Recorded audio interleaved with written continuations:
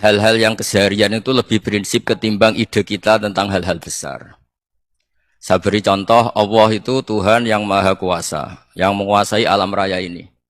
Kadang-kadang menjelaskan dirinya itu hanya alladzi at'amahu min ju'. Saya ini Tuhan yang memberi makan kamu saat Anda lapar, saat kalian lapar. Jadi untuk beriman kepada Tuhan yang Maha Esa, kepada Allah, kamu yakin yang memberi makan kamu itu Tuhan. Apapun kecewanya Anda terhadap tetangga, terhadap negara, terhadap mertua, terhadap istri, itu kecewa Anda tidak akan mati. Tapi kalau tidak makan itu mati.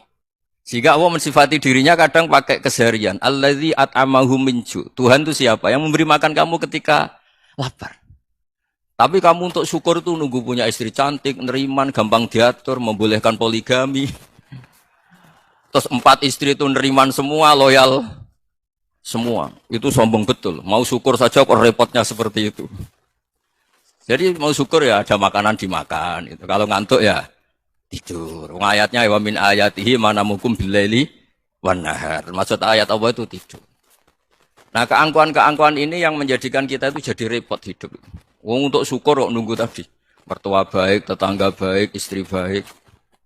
Apa saja di sekelilingnya harus baik. Nah, keinginan berlebihan ini menjadikan kita lupa ada hal-hal yang paling kita butuhkan, yaitu oksigen. Kita boleh nempat di buminya Allah. Alladzi ja'ala lakumul ardo firasya. Bumi kamu tempati enak. Coba kalau gempa. Apa artinya istri 4 cantik semua kalau pas digoyang apa? Gempa. Apa artinya kamu jabat? Entah apa saja jabatannya. Kalau bumi likuifaksi, habis kamu. Kiai meskipun dai kondang umatnya jutaan, kalau likuifaksi di panggung hancur. Tapi nikmat-nikmat yang disebut Allah seperti kita kaji keseharian. Alladzi ja'ala lakumul ardo mahda. Allah itu yang menjadikan bumi dalulan, yang mudah diinjak. Famshu fi mana dia silahkan pakai jalan-jalan. Jadi saya termasuk benar-benar kiai Jawa. Kalau kerennya kiai Nusantara atau kiai Indonesia lah. Diajari bapak saya Kiai Haji Nur Salim, diajari Mbah Maimun. Itu Islam itu keseharian. Karena ketika Anda memilih hal-hal yang serius, itu tujuan utamanya nyari ridhonya Allah. Dan ridhonya Allah bisa kamu dapatkan sesuatu yang pasti benar.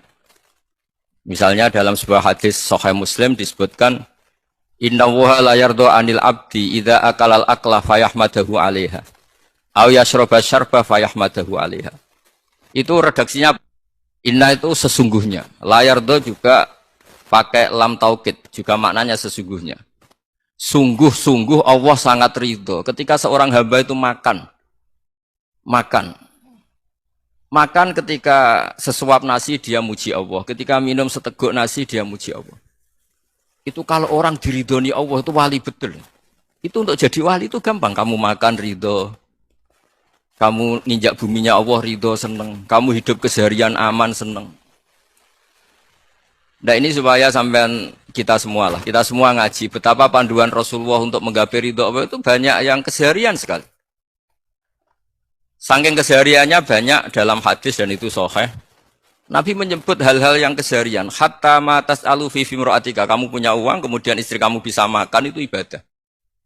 Bahkan sebagian ibadah itu dicontohkan Nabi yang akhirnya diprotes sahabat. Yaitu wafi buti ahadikum sodakoh. Kamu menggauli istri kamu itu ya sodakoh. Sampai sahabat bilang yang benar ya Rasulullah. Ayati ahaduna syahwatahu wa huwa lahu ajrun. Masa urusan biologis, urusan syahwat kemudian dia dapat pahala. Nabi menjawab, alai salawadu'aha fi haramin akana alaihi wisrun. Bagaimana kalau dia meletakkan ke yang tidak benar itu kan dosa. Nah, hal-hal seperti ini yang saya ingin teman-teman semua lah. Semua. Saya juga agak ingin ngaji demi Anda juga agak ingin. Itu dosa sekali ngaji kok pesanan kelompok tertentu itu enggak boleh. Islam itu untuk semua. Jadi ya cuma karena di depan saya jenengan ya seakan-akan jenengan korbannya. Itu ada ilmunya dalam usul fikih itu. Jadi orang itu harus ngaji usul fikih. Nama yang disebut, mungkin Mas Sufyan masih ingat zaman ngaji usul fikih. Nama yang disebut itu tidak jaminan sebagai prioritas perintah. Jadi misalnya gini, kebetulan yang di depan Nabi itu Abu Dzar. Nabi ya bilang, ya Abu Dzarin ini uhibbuka misalnya, atau ya Mu'ad ini uhibbuka, atau ya Abu Hurairah ini uhibbuka misalnya. Banyaklah riwayat yang Nabi nyebut ya Abu Dzarin, ya Mu'ad, ya Abu Hurairah. Kemudian misalnya Nabi meneruskan khitab, ini uhibbuka, saya mencintai kamu, fakul dubur sholatin, atau sebagian riwayat disebut fala tada'an dubura kulli sholatin, Allahumma inni ala dzikrika wa syukrika wa husni ibadatik. Saya mencintai kamu, siapa saja, Mu'ad bisa, Budhar bisa siapa. Saya mencintai kamu, mohon kalau habis sholat kamu jangan lupa wiridan Allahumma inni ala dzikrika wa syukrika wa husni ibadatik. Ya Allah, tolong kami permudah supaya mudah ingat engkau. Anda tidak bisa mentang-mentang, wong nama saya Parmin, nama saya Purnomo, itu yang diperintahkan Mu'ad misalnya. Jadi yang disebut satu, tapi khitab itu untuk siapa saja. Saya teruskan ya. Jadi saya mohon semua kita melakukan kebaikan itu, kalau dalam kaidah fikih disebut al-yakin la yuzalu bisyak. Banyak kebaikan yang kebenarannya itu 100%. Tidak punya efek samping ke pihak lain, ke kelompok lain, ke komunitas lain. Itu tadi misalnya Anda makan, dan itu murah sekali, hanya butuh satu piring. Setiap kunyahan kamu muji Allah, setiap minum kamu muji Allah. Itu redaksinya Rasulullah SAW disebut, Allah sangat ridho ketika seorang hamba makan, kemudian dia memuji Allah. Atau minum, kemudian dia muji Allah. Logikanya gampang, negara seperti ini yang kamu harapkan bentuknya kayak apa, mertua, ipar, komunitas, tetangga, itu nyata terjadi itu kan belum pasti.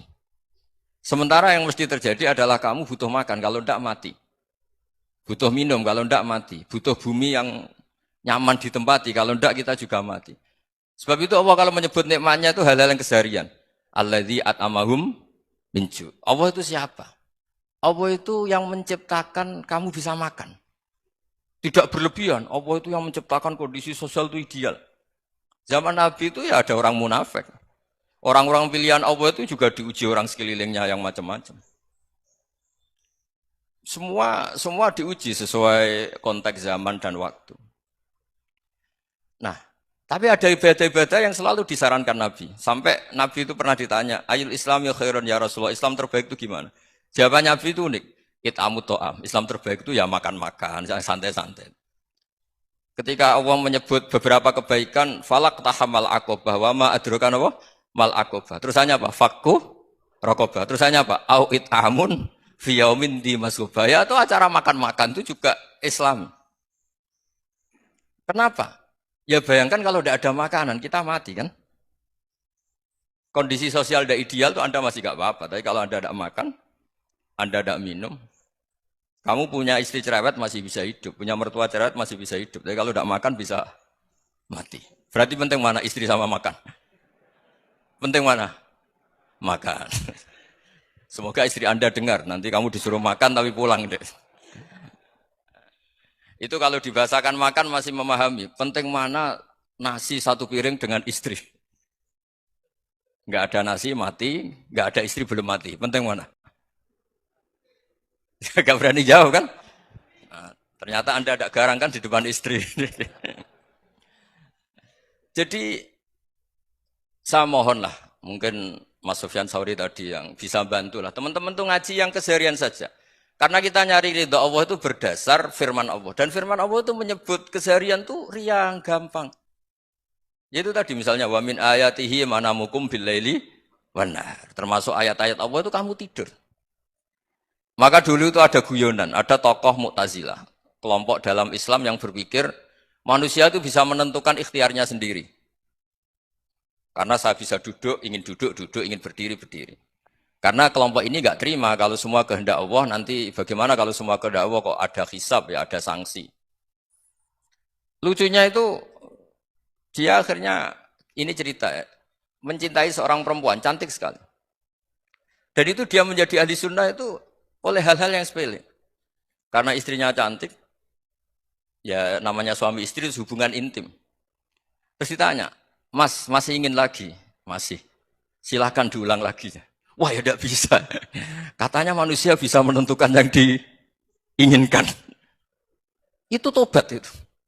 Itu nggak bisa ditobatkan Mas Sufyan Ats-Tsauri. Orang cantik yang mudah nobatkan orang itu orang cantik. Segampang itu.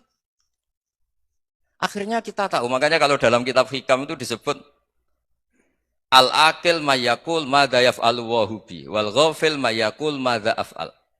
Orang yang punya akal karena sadar ini wilayah Allah, semua milik Tuhan. Itu dia tiap hari berpikir, besok Allah akan melakukan apa terhadap dunia ini. Kamu merencanakan suatu mau plesir, ternyata gempa. Mau wisata ke Rusia, ternyata perang. Kamu tidak pernah tahu apa yang akan terjadi besok. Wa ma tadri nafsum madza taksibu ghadan. Tapi anda semua kita ini sering punya jadwal permanen. Makanya saya kalau diundang siapa saja, sanad takdir. Yang jelas Gus ini acara penting. Ya masih acara penting nak pangeran ngersakno apa piye? Kok ape dadi pangeran? Kamu kok mau jadi Tuhan? Itu kadang ya kiai. Penting Gus acara ini jenengan harus memastikan bisa. Loh, kamu itu yang ngajarin tauhid, sesuatu itu biadillah kok bilang-bilang apa pasti. Kalau maksa terus tak tobatkan loh kamu kata saya. Ya kalau gitu Gus bilang insya Allah. Wah itu hati saya, fisik saya, roh saya sudah bilang insya Allah. Tidak usah kamu latih kata saya. Nah hal-hal tauhid keseharian itu gampang sebetulnya. Wal ghafil yaqulu madza af'al. Tapi orang yang lupa Allah dia setiap hari bilang besok apa? Kita bisa melakukan apa? Seakan-akan dia itu aktor, dia penting, dia subjek permanen, dia. Padahal kita ini hanya objek kehendak Allah Subhanahu wa taala.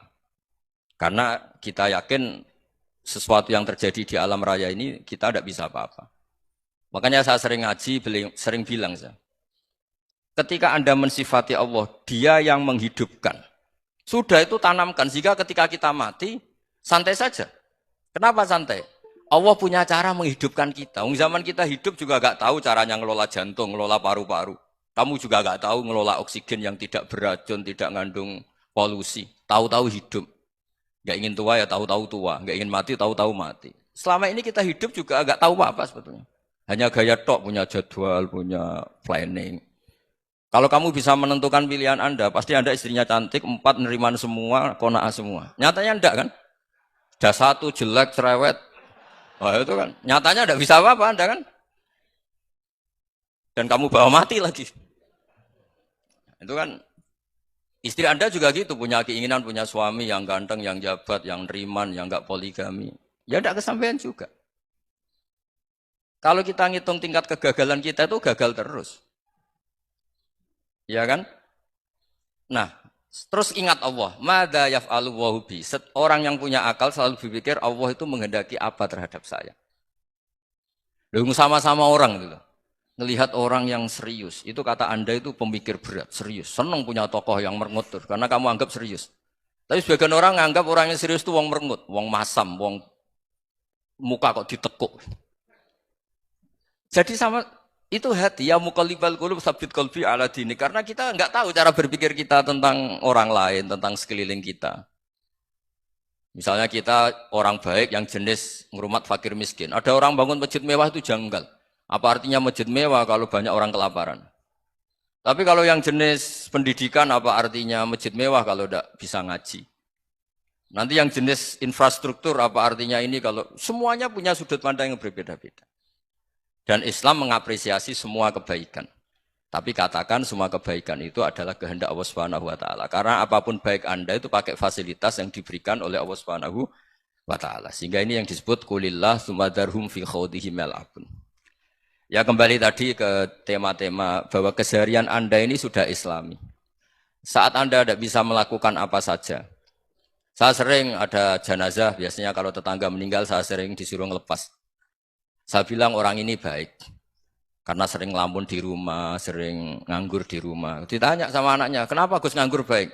Ya kalau dia nganggur artinya juga enggak berbuat sesuatu yang maksiat kan? Ya kan, orang nganggur di rumahnya ya enggak bunuh orang, enggak maling, enggak korupsi, ya namanya nganggur di rumah. Lah cuma istri cara pandang nganggur enggak menghasilkan uang gitu. Tapi juga enggak menghasilkan kriminal kan? Jadi sebenarnya Islam itu makanya kalau sampean ngaji usul fikih itu ada kitab usul fikih namanya Lubul Usul itu terkenal sekali di pesantren itu. Itu kalau ngapresiasi keseharian itu luar biasa. Izma min mubahin illa wa yatahaqqaqu bihi tarku haramimma. Karena keseharian yang mubah saat Anda lakukan itu ada kehebatan yang luar biasa yaitu meninggalkan haram. Makanya dulu banyak orang-orang alim ketemu temannya itu guyon sampai semalaman. Itu biasanya yang semangat Islam itu kiai kok ndak tahajud, kiai kok ndak witir. Orang yang sedang mapan uangnya banyak, malam itu udah kelayaban itu sudah luar biasa. Melawan nafsu supaya tidak maksiat itu sudah luar biasa. Supaya lupa guyon sama temannya semalaman sampai subuh.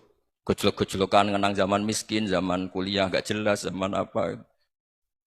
Melihatnya jangan tarkut tahajud. Seperti ini meninggalkan tahajud, tapi meninggalnya ini talkul muharramat. Jadi kayak apa hebatnya? Sehingga Imam Ghazali punya riwayat yang agak unik. Hatta takuna ibadatu akhiri hadil ummah iku an-naum. Sehingga suatu saat ibadah terbaik umat ini itu tidur. Itu kan riwayat kontroversi. Ketika Imam Ghazali ditanya, kenapa iya? Kenapa kamu mulai keluar dari rumah itu sudah banyak maksiat? Melihat perempuan yang enggak mahram, melihat fenomena. Tapi kalau kamu tidur itu enggak melihat apa-apa. Tapi juga kamu jangan nganggap tidur itu ibadah betul. Saatnya melakukan fardu ain malah masih tidur. Tapi itu sudut pandang yang menjadikan kita Islam itu gampang. Jadi saat Anda tidak bisa aktivitas apa-apa, misalnya ada beberapa orang yang lumpuh. Lumpuh itu memang nggak bisa Jumatan, nggak bisa ibadah, tapi dia juga nggak bisa maksiat.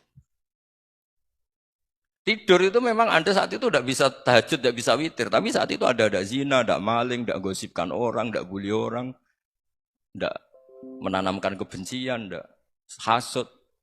Sehingga tidur menurut Allah Ta'ala wa min ayatihi manamukum billaili apa? Wanahar. Karena di tidur itu selain ada unsur istirahat, jaga kestamina, juga ada unsur meninggalkan beberapa keburukan. Nah saya mohon ibadah yang keseharian ini kita jaga. Supaya kita semua baca ayat itu fasih. Fasih itu tertanam di hati. Allah itu siapa? Alladzi at'amahum min ju'i wa amanahum min khauf. Dan Allah kalau cerita di Quran itu anna sababnal ma'a sabba tsumma syaqaqnal ardha wa syaqqa fa ambatna fiha habba wa inaba wa qadba wa zaituna wa nakhla wa hada'iqa hulba. Kamu tahu saya ini siapa kata Allah? Saya ini adalah Tuhan yang menurunkan air, kemudian ada tanaman banyak. Habba wa inaba wa qadba, ada zaitun, ada tin, kalau orang Jawa mungkin ada tela, ada padi, ada mangga, ada pisang. Sudah. Wa inaba wa zaituna wa nakhla wa hada'iqa hulba. Ada perkebunan yang lebat. Tujuannya apa? Mata Allahkum, silahkan kamu pakai, kamu nikmati. Tapi karena kadang kita ini punya ide-ide besar. Tadi untuk syukur saja nunggu punya istri riman, rumah baik, tetangga baik, komunitas baik, semuanya baik baru syukur. Lama-lama nanti ada di surga, syukurnya nunggu surga paling kelas A. Itu sudah ada yang menghuni Rasulullah, kamu nggak boleh di situ. Masa untuk syukur saja? Repotnya Masya Allah.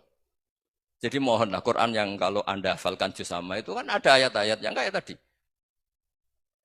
Ya, fal yang dzuril insanu ila ta'ami. Coba lihat apa yang kamu makan ya? Dari mana? Dan untuk mempertahankan hidup kamu keseharian. Jadi jangan kira ibadah itu harus membentuk komunitas yang versi Anda. Ibadah itu harus yang hal yang mulu-mulu. Kesehariannya Anda alami. Loh ini saya tidak bikin-bikin. Saya ngaji bukan karena berdasar pesanan. Itu ayat yang saya baca kan betul ada ayatnya kan. Fal yang dzuril insanu ila ta'ami. Anna sababnal ma'a sabba. Thumma syaqaqnal ardo syaqqa. Fa'ambasna fiha habba wa inabau wa qadba wa zaituna wa nakhla wa hada'iqa ghulba. Terusannya apa? Mata'al lakum. Silakan kamu nikmati. Mata itu silakan kamu nikmati.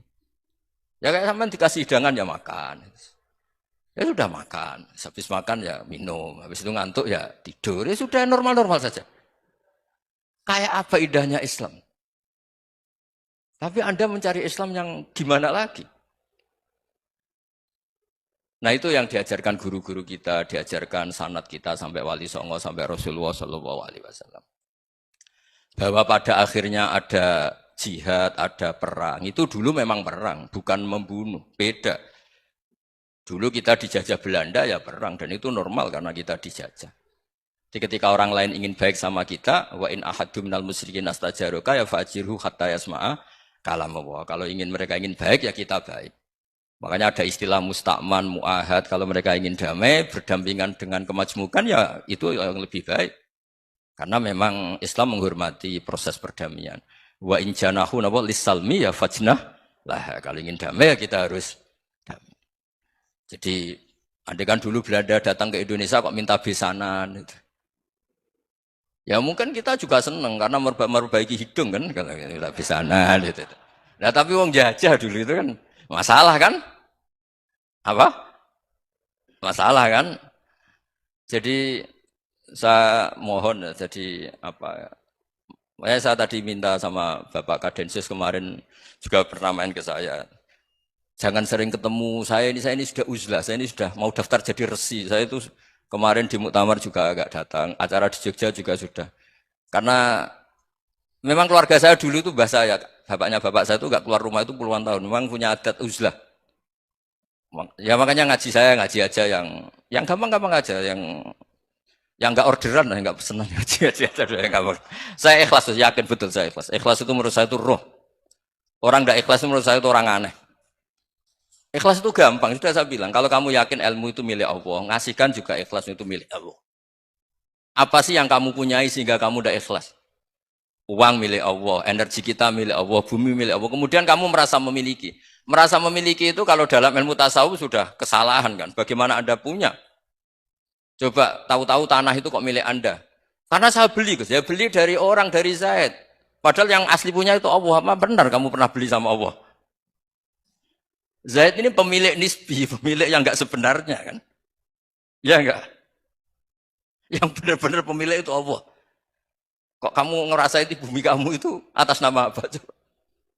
Milik kan harus beli atau dikasih. Tidak semua kan? Nah, makanya terus famsu fi manakibiha dan Allah menyebutnya sudah saya ini yang menciptakan bumi waladzi ja'ala lakumul arda dalulan dan Allah menyebutnya sederhana famsu fi manakibiha silakan jalan-jalan terusannya apa wa kulu mirizki silakan makan-makan jadi Islam itu yes ya makanya kiai-kiai itu ada acara makan sampai ada guyonan fi kulli makanin makan di setiap tempat ya makan